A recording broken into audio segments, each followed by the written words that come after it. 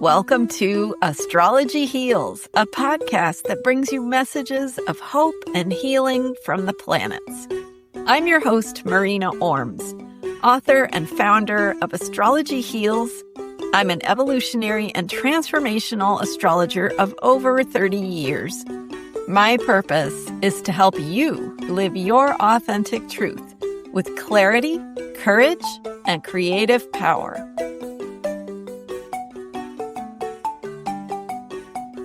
Welcome to Astrology Heals. This is episode 1. I'm your host, Marina Ormes. I'm so excited to be here. And one of the reasons I decided to start this podcast is because of the astrology of 2026. So as you are probably aware, we've had a lot of things changing, breaking down, and dissolving in the world around us. And for the first time here in this whole big, long, decades-long process, we have the energy of creativity, of new beginnings. And some of that is in the outer planets and the outer planet alignments we see in 2026. So I want to give you a big picture view of what is happening with those outer planets. And then we'll take a peek at the week ahead for the week of June 7th, 2026. And we will see how the energy of the day-to-day planets how we can work with those energies to make the most of these big picture opportunities. So first, to look at the outer planets, because the outer planets are the background energies. So they really show us sort of what we're moving through collectively in the big picture. The sign placement of the different outer planets. So we're talking about Pluto, Neptune, Uranus. We could also include Saturn. We could also include Jupiter. So when we look at these slow-moving energies, they stay in a sign for many years. In the case of Jupiter, it'll be for 1 year, but for the others, it's several years at a time. And so in that sign, they are expressing their energy and giving us some evolutionary opportunities through the sign that they are moving through. And so we, again, experience that in the collective. So we have, first of all, some big picture changes with all 3 of the outermost planets. So we're talking Uranus, Neptune, and Pluto. All 3 in the last 2 to 3 years have changed signs. And so it's unusual for them all to change signs in a relatively short period of time.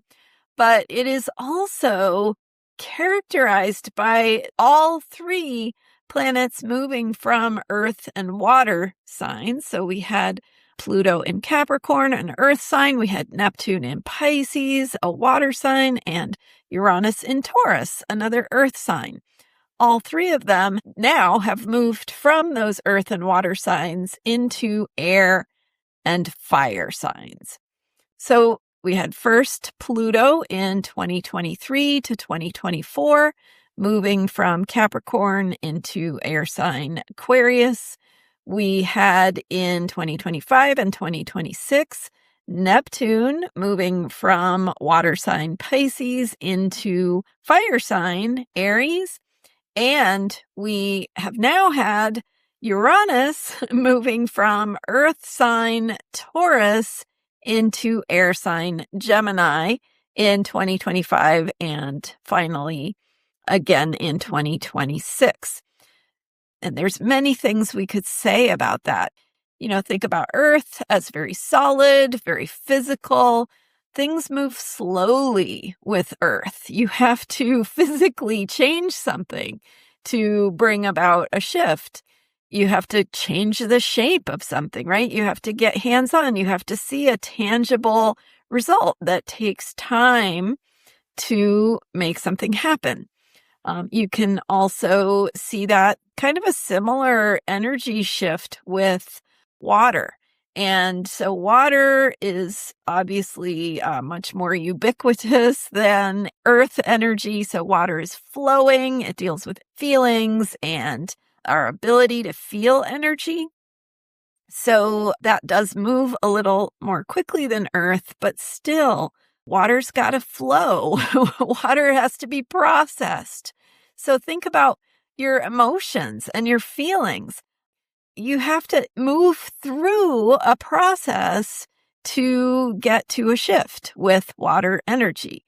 It doesn't just happen with the snap of a finger. But what's happened now is that these outer planets have moved into air and fire signs. And air is the energy of thinking and communication. It's electrical. It can be like this electrical energy of communication that we do with language, with writing, with thinking. And so think about how an idea can change very quickly, right? An idea can pop in the form of an inspiration or a new idea, right? It just appears like suddenly, can be very sudden anyway. And so that energy of air can bring about shifts in thinking, shifts in the way we receive information, in technology, and how we process information. All of those things can change much more quickly. Same with fire. So think about fire and how quickly a spark can turn into a conflagration.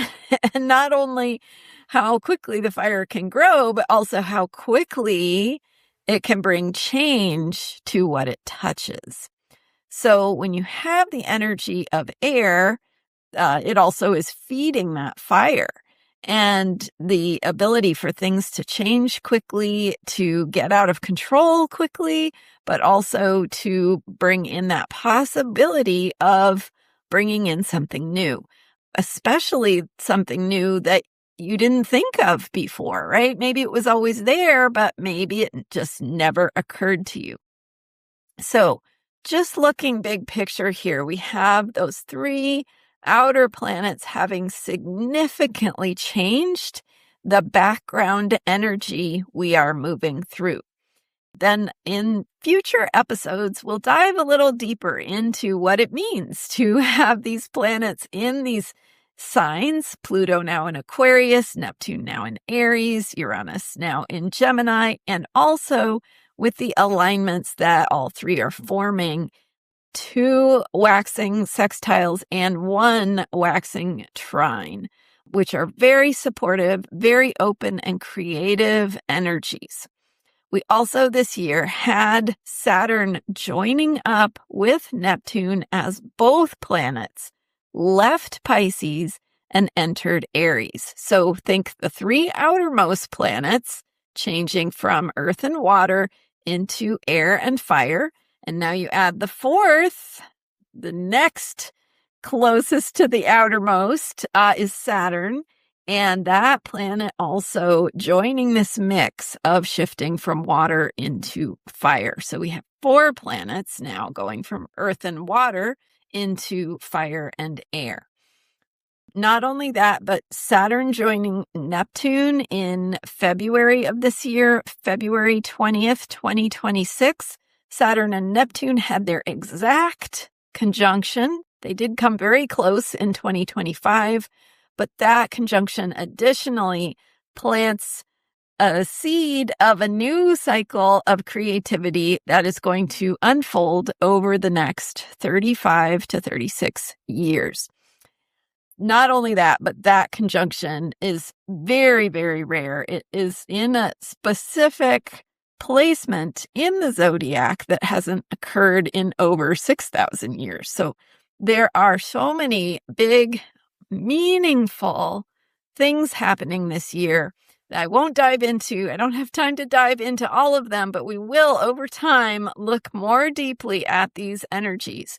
And what we can say right now as an overview is that there are a lot of problems in the world. There is the energy of old systems and structures dissolving, breaking down, becoming old, becoming rigid, and no longer working.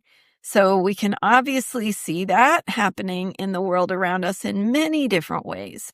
But what we don't necessarily see until we look deeper at these planets is how that breakdown is creating the conditions that can also build something brand new.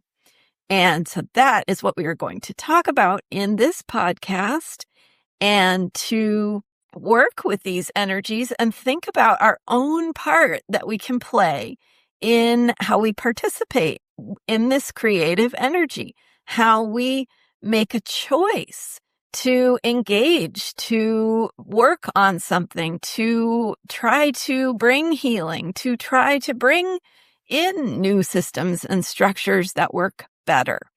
And the ways that we can do that are as varied as we are as human beings, right? Each of us has a different path, and on our own unique path, we can make a positive difference. And so that's what we're talking about here, is how we can work with these energies to be true to who we are, to connect with that deeper place of our soul's purpose, of what is true and authentic and meaningful to each of us as individuals. Because when we do that, it supports us and our well-being, and it also does something positive, right? We can also use that energy of being who we are to be our best selves and make a positive difference in the world around us. So whether you are an artist, doing your art, making a difference, sharing what is coming through your soul, what you are communicating, what you are putting into whatever medium you are using, that energy of sharing can awaken and enlighten and bring hope or possibility or humor or whatever to someone by moving them. And so developing your art, or if you are an activist who really is doing what you can to impact systems, to bring about change, to focus on what needs to change and how to make that change happen in whatever way is meaningful to you, that can also be a way that you contribute. If you are working in your own family to bring about healing, to focus on maybe some generational trauma, or even just be a good parent or a good grandparent, or whatever is your path of what is in your daily life, what is here for you to work on. And whatever it is that is here for you to work on, it is going to show up in your daily life as the invitation, right? So the things that challenge you, the things that are inviting you to grow, to learn, to find new ways, to find new solutions, those are the things. That is where your creative power is. You can work to be a better person. You can work to find new solutions. You can work to be that role model of wholeness, of healing, of self-care, of making a positive difference in your family, in your community, wherever that is for you. And could be in your workplace. And so, maybe you are a barista, right? It doesn't matter what you are doing. What matters is how you show up and how you believe in yourself and how you believe in the people you interact with and what you do to create healing, to deepen into working together with others and what that can look like. So in other words, there's so many different ways this could look. But whatever is speaking to you is also what is inviting you to participate in healing and be an agent of creativity, of new solutions, new possibilities, and change. So that is our big picture. And now we're going to take a look at the week ahead and get a little bit into the details of how you might do this, how you might think about it. So first of all, we're looking at the week of June 7th to June 13th, 2026. The third quarter moon is on Monday morning at 3 o'clock a.m. Pacific time.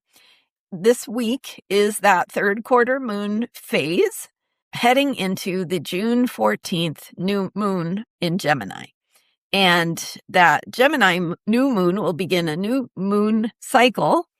But currently, we will, for this week, be completing the Taurus moon cycle.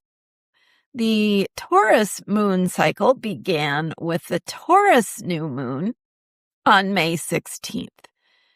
So 3/4 of the way through the Taurus moon cycle, we are coming to the end of a moon cycle that focused on grounding, attending to our bodies and our physical needs, working on what it is that we need to do to sustain ourselves. So putting practices, habits, and routines in place that are going to keep us going on a journey of change. So the Taurus moon cycle is the story we're in right now. And before the Taurus moon cycle, we had the Aries moon cycle. And the Aries moon cycle began on April, I believe it was the 17th. So that Aries moon cycle was so focused on action and risk-taking and moving things in new directions. So then the Taurus moon cycle brings us into that next chapter of the story that invites us to look at how do we ground this? How do we keep ourselves going? How do we sustain the energy of the new directions we have begun? What does that look like? How do we put the practices, habits, and routines in place that will keep us going on this journey of creativity and new beginnings and new directions? So whatever is new in your life, whatever has begun or moved in a new direction, or maybe you are thinking about differently, the Taurus moon cycle is about how you support yourself in moving in that new direction.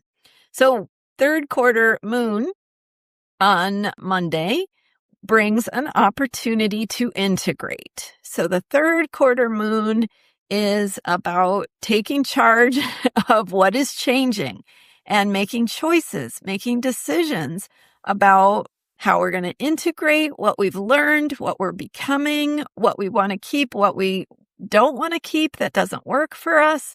So finding those new habits, routines, patterns, and ways of sustaining ourselves, ways of taking care of our bodies that really work.